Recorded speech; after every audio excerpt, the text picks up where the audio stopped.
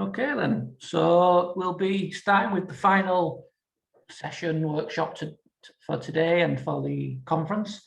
So we will now be with Dr. Phil Emmerson, who is the Managing Editor for Academic Publications at the RGS, and he will be talking with us today about academic communications. So I'll hand it over to you now, Phil. Thanks very much, Tom, and thanks for inviting me. It's nice to be here. Hopefully my screen has been shared. Yep. Yep, fantastic. This is a bit difficult. I'm on two screens, so if I look at it that way, it's just because I've got my actual presentation over there. Yeah. No. Yeah, thanks very much for inviting me. It's a slightly unenviable task to try and talk about academic communications in just 30 minutes, and I'm quite keen to leave some time for some questions and some discussion, if that's all right. So what I'm going to do is a very quick presentation. I've tried to boil down academic communications, I suppose, into 5 what I called simple principles, which I just wanted to share with you, and then hopefully we can move on to ask questions and have a bit of a broader discussion around that. Before we get going though, really simple question, and perhaps it's one that we could offer some answers in the chat to. Why communicate? Why do we want to communicate research at all? And if I can locate the chat, I will share some of those ideas out as they come in.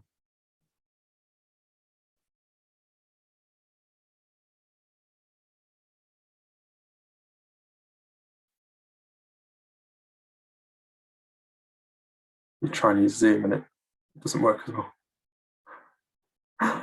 So why communicate? To make a difference to our research. It's a good answer. To share findings with the world, to make a change, be accountable to public and funders, have an impact on everyday life, to persuade others, learn from one another, to get a job. Yeah. So I mean, yeah, those are all fantastic reasons to communicate, and they are all the reasons that we do need to communicate our research. I've tried to boil this down into quite a simple idea, I suppose, the way I like to think about this, which is you need to communicate not because you necessarily have something to say, but because you think or that you believe that someone else should hear it. So it's not just about the fact that you have something interesting to say. We all have quite interesting things that emerge through our research. But I think the point here is that you want others to act on what you're saying, or to hear what you're saying, and for it to impact them in some way. So I guess I'm sort of slightly trying to shift the communication question around, not just from what you have to say, but from which way you're directing that, and what you want people to do with that. So what is science communication? I appreciate we're probably not all consider ourselves scientists, but the broad field here, I guess, is called science communication. So I'm trying to stick in that realm. Now, it's lots of things, basically. I think very often when we think about publishing, when we think about communicating our research, we think about these kinds of things, the academic paper and the academic book. And obviously, they're really important things, particularly in terms of getting a job, and in terms of career progression, and in terms of talking to other researchers. But actually, I mean, especially if we're talking about the kind of geographies of health and well-being, and geographies of health, we actually have a much broader contingency of people that we might want to talk to that aren't necessarily other academics or clinicians. So I've highlighted a few things here. This is all other forms of scientific communication that we might think about. Top left, we've got a blog, which is Geography Directions, which is the blog that we run through the RGS IBG. Bottom left, you might think about academic communications as contributing to the radio, being interviewed on the radio, whether for a specialist program or for a more general news program. It might be contributing to a podcast in that way. It might be writing for mainstream newspapers or for more specialized newspapers, such as the Conversation. And equally, it might be what seem like smaller things, but it might be working through social media. So in the top right there, we've got, this is Harry Larrington Spencer's Twitter feed. She does all sorts of stuff around access to cycling environments, particularly for those with disabilities. And she works kind of between Twitter and TikTok and all sorts of other things to create these little videos that communicate the ideas she's playing with. And then in the middle there is another example of a kind of more creative way of communicating research, which is, it was a short book produced around homelessness. So drawing on research on homelessness and presenting it in this kind of Little Miss book, or part of the Mr. Men book. And I think the important thing is that these things aren't separate. You know, we often talk about kind of academic communications and then public communications with the public. But actually, I don't think that these things are separate. It's not one or the other. It's not one and the other. They're connected with one another. So your academic publications are really important, not just for communicating with scientists, but because when they're peer reviewed, when they have that kind of credential, that means this can be accepted as a kind of truthful bit of research. And often some of the most successful communicators actually take those ideas and then repackage them around. So they're presenting work that has been peer reviewed, but for a different audience. So I guess when I'm talking about scientific communications, I think it's really important to think about this as a wider ecosystem in which we can sort of present our ideas to different people. Now, I said I was going to boil this down to 5 principles, so we'll move on to those 5 principles now, and I'll just present them as I go and then sum them up in the end. So for me, principle 1, and I think this really is the most important principle in terms of scientific communication, is work once, communicate twice, or 3 times, or 4 times, or 5 times. Now, what I mean by this is obviously research takes a long time. It takes a lot of effort. It's hard work. You can get an academic publication out of that. That's great. But that means you did all that work just for one bit of outreach, one publication, one output. And so I'm suggesting here that actually once you've done that academic publication, write a blog post, contribute to a podcast, write a Twitter thread on it. You know, take these opportunities once you have something to say them in lots of different ways at different times. And on the right here, I've just put a screenshot of a Twitter or a tweet. It's from a friend of mine. So it's advertising this article that they'd written. And I thought it's interesting because it says in the follow-up tweet, it says this paper emerged from a rejected Leverhulme grant application. And so what they did was they took the work they'd done for their grant application for the case of support, and actually, even though it was rejected, they turned that into a paper. So it's very much that case of work once, communicate twice. I think that's an important lesson, particularly for early career researchers. You're going to face a lot of failed grant rejections. Don't waste all that work, and make sure. It's equally true. You can do it with successful grant applications, obviously, as well. Once you've written that case for support, it doesn't have to be a paper. It might be a blog post. It might be, you know, one of those other options. You take that work that you've done and make the most of it. So that was my principle 1. Principle 2, I think, is understand your audience and change your communication style accordingly. So obviously we all know that academic papers are written in a very particular way. They're written for a very particular audience. They're written for other academics in the most part. And that's great. But it does mean that if you try and communicate in that same style with a different audience, perhaps non-academic audiences, you may not be able to get your points across as well.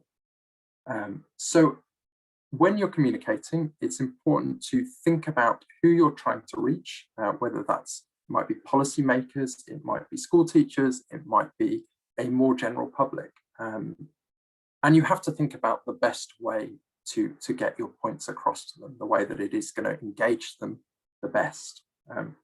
So you have this little cartoon at the bottom that says, you know, man shouting, "Can I tell you about science?" And that is often the way it feels when people are trying to communicate with the public. And actually, perhaps there's a more subtle way to tell people about science. Perhaps we need to tell them it through stories or through examples that are more applicable to everyday life. So understand your audience and change your communication style accordingly. Principle 3, communication is a craft and it needs working on, and it needs working on in lots of different ways. So I think, like research, actually being able to communicate your research is something that you need to study and you need to think about carefully. It can't just be, it's not just good enough to just do it straight after it. It needs some extra thought and some careful thought. I've just highlighted a few books here that I've read over the last kind of year or so, which I think have really helped my writing. And none of them are about academic writing at all. We've got more general books there about actually how you construct sentences, ideas, narratives, stories.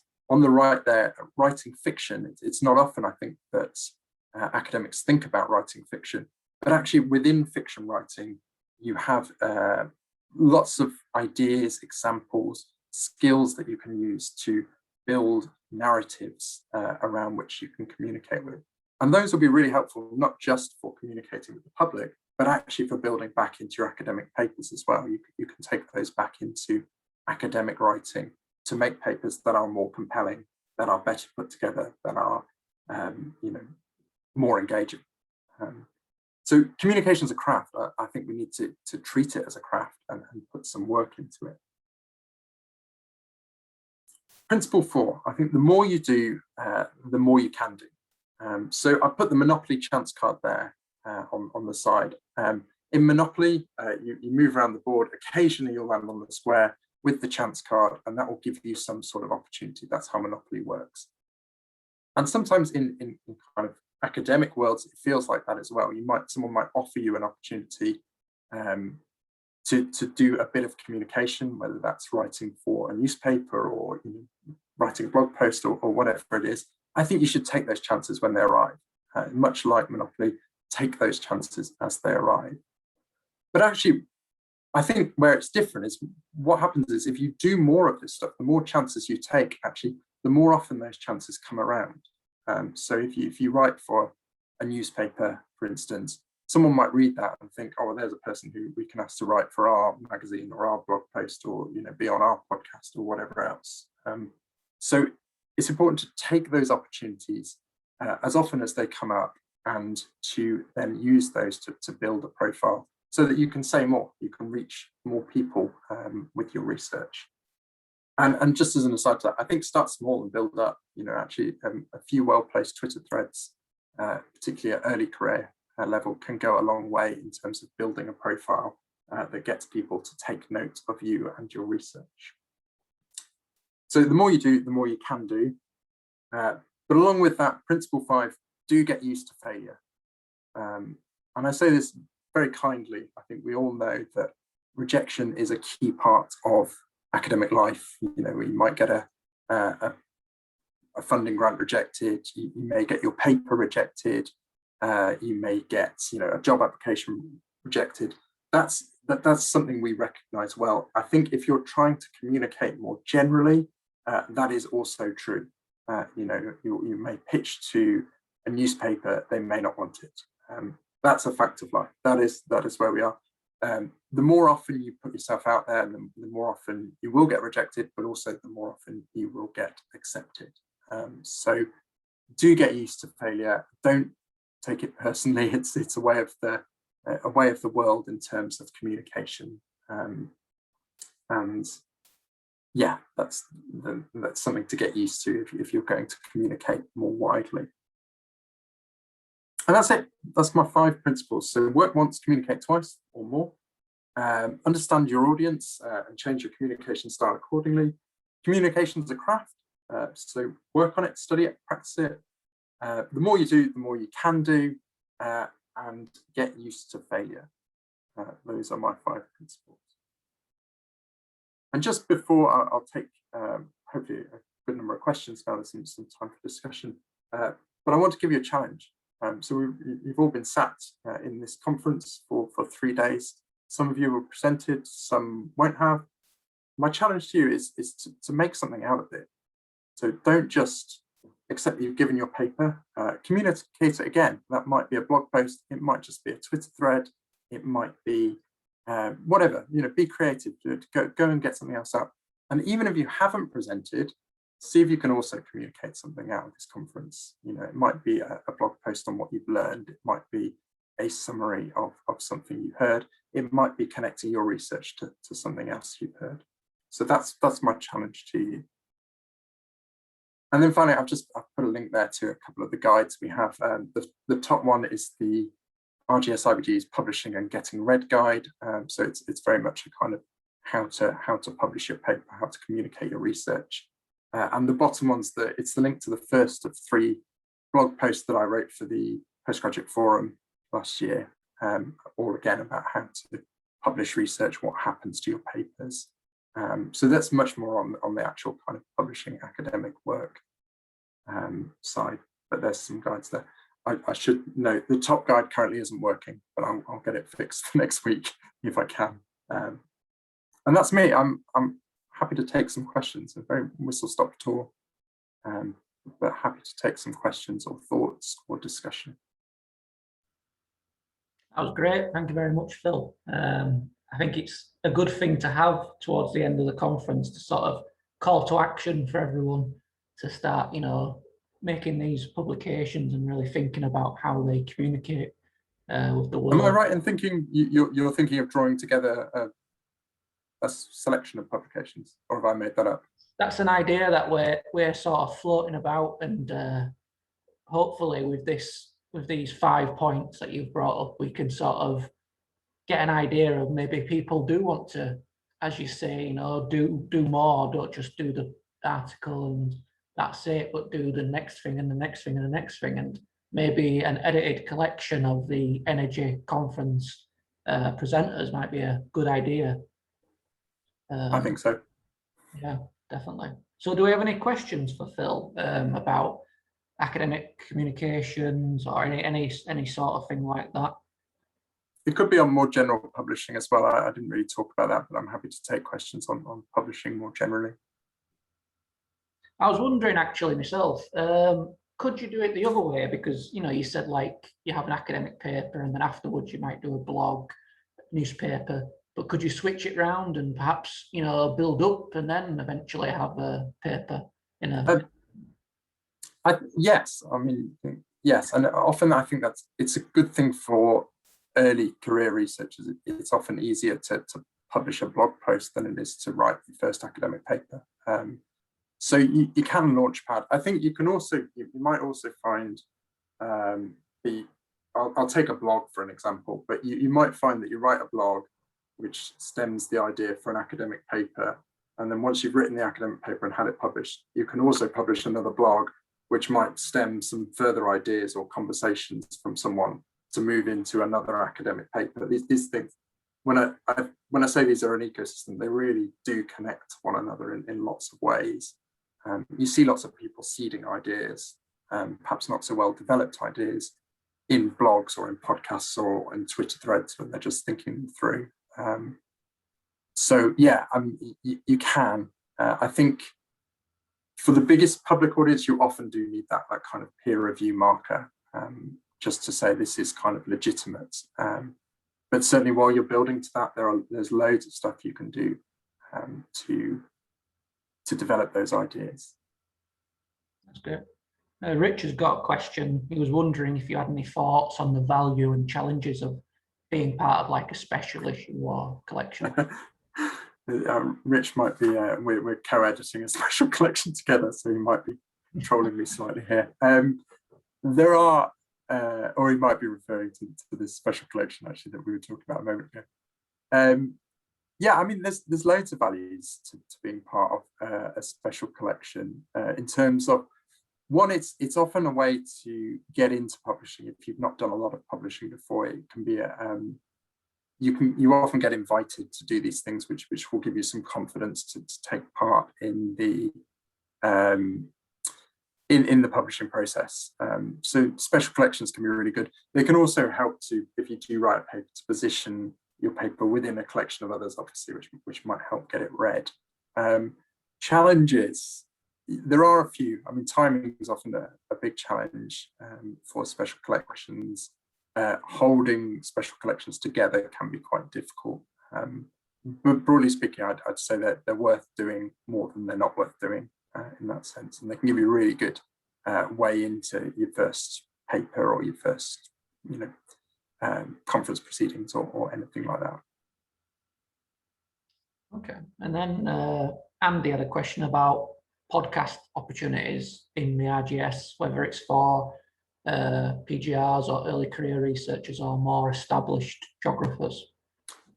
So yes, we have one main podcast that we run through the RGS, which is actually run by the schools team. So it's called Meet the Geographer, and it's usually an academic featuring on there. Sometimes it's policy professional, but it's generally a way for people to talk about their research aimed at a kind of schools audience, a school teachers audience, or a school pupils audience. We don't have a more kind of academic focused podcast for various reasons that I won't go into, but largely to do with time and resource. But yes, I mean, there is that opportunity. Usually that's done by invite, but again, often if you suggest yourself for these things, part of taking those chances is suggesting yourself. You might find those things come about. The GA, the Geographical Association, do a similar one. They have a podcast as well. So plenty of opportunities facing that way. Was that the whole question? Yeah, Bart's got a question about how it's hard to find your audience and if there's any strategies to do that, to find an audience, or do you just throw everything you've got onto social media? Well, I mean, you can throw everything on social media, but I guess you have to know where your audience is. If your audience aren't on social media, there's not, you won't gain as much by throwing everything onto social media and kind of hoping it comes out. I think it's really about doing some research there, and depends who you want to talk to. If it's, I'm trying to think of a good example here. Say you were trying to talk to a specific kind of set of policy professionals. I used to do work in care homes, so say you were trying to communicate with care home professionals, you might find actually a lot of them don't use Twitter, for example. They might be more on Facebook. That's a simple way, in which case you're better off putting your stuff on Facebook. You might find they're not on social media at all. They might be likely to read, say, a professional magazine of some sort that is about about care home work and about the caring profession. In which case, go straight to that publication and say, "I've got this stuff. What can I do for you?" And see what comes of it. They may say nothing, but in which case you find a different way in. But yeah, I think finding an audience is difficult. I think it's cliched, I guess, to say that it does help if you know who you're trying to talk to, if you're not just looking for anyone who's interested. I guess if you're pitching towards a particular type of people. It's worth saying as well, I mean, for early careers, this can be really hard. It can take a long time, and it can take a lot of trying things out, experimenting and getting it wrong before you do find that audience. But when you find them, hold on to them and talk to them as much as you can, as much as anyone will let you. Yeah, that's great. I realise I've just read Andy's question, and that I didn't read it properly. So the question was as well about whether it's just for established academics. Generally, those podcasts are, the RGS ones are for generally more established academics. They're not always. But there are plenty of podcasts and opportunities out there for earlier career researchers, I guess. Again, that's largely just due to resource that they tend to concentrate on more established academics. But again, pitch yourself, see what happens. Well, that's great. If anyone has any more questions, you can pop them in the chat or send them to Phil or to me or whatever.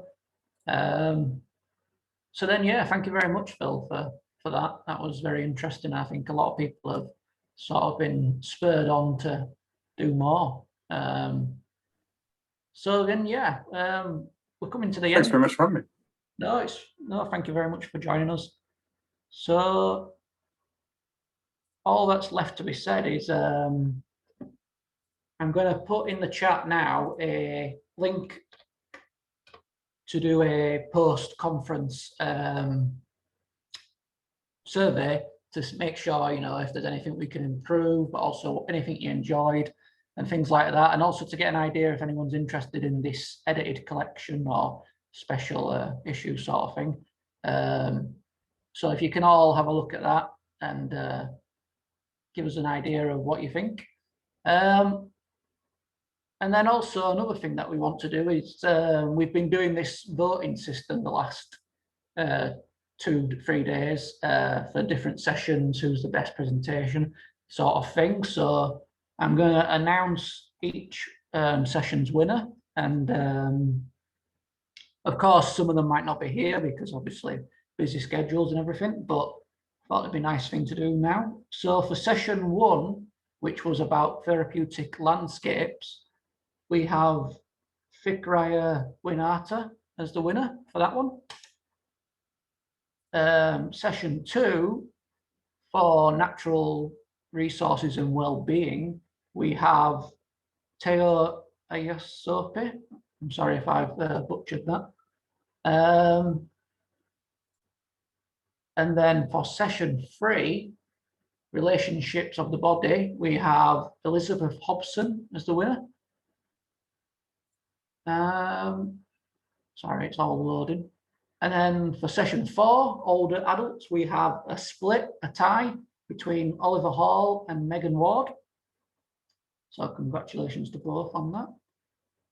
And then session 5, disease and daily inequalities, we have another split, which is between Perlin Tao and and Tolulope Osayome. Sorry about that again. And then for session 6, a conversation on variation and reproduction inequalities, we have Catherine Mughalian as the winner. And for session 7, planning for the future, we have Ed Keeley as the winner for that one. And session 8, for mapping and tracking for understanding, we have Olivia Fletcher as the winner of that one. And finally, for session 9, which is pollution, we have Jungwan Kim as the winner. So I know there's a long list of people there, but we will let the winners know via email, and we'll tell them how we get their prize winnings across. And it was just a nice thing we thought we would do throughout the conference, just to sort of, I don't know, just award people for putting in the hard work and for good presentations. So then that's the end of the conference. So please do fill out the survey. It really helps us to figure out what we can do better in the future, and also what you enjoyed, and we can carry on doing those things that you enjoyed.